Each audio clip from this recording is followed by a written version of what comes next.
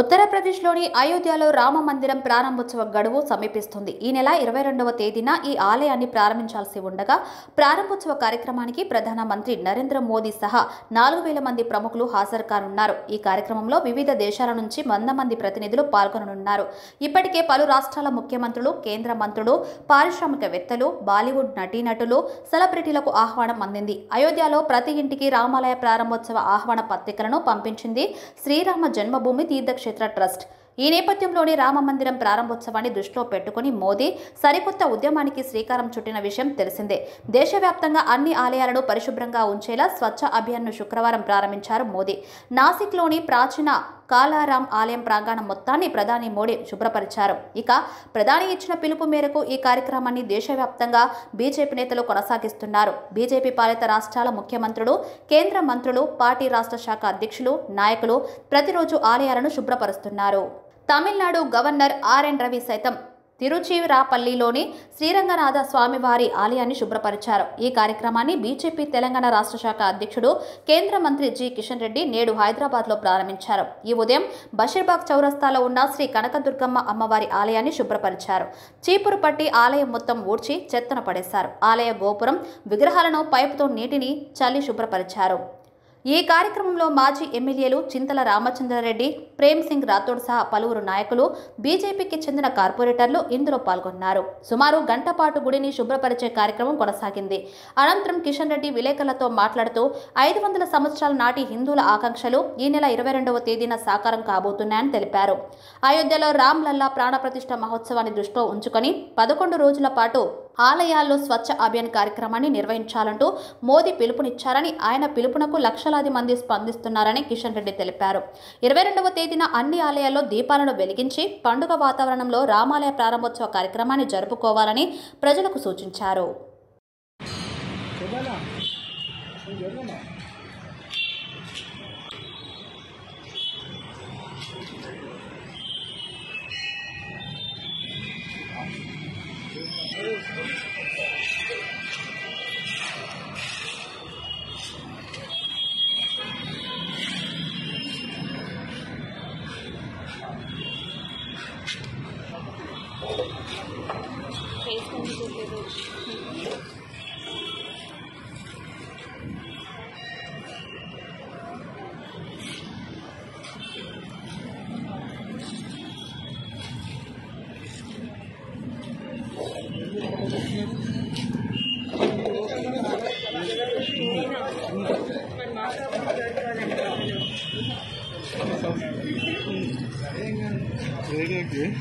మీరు వినేది మాత్రం వింటారు.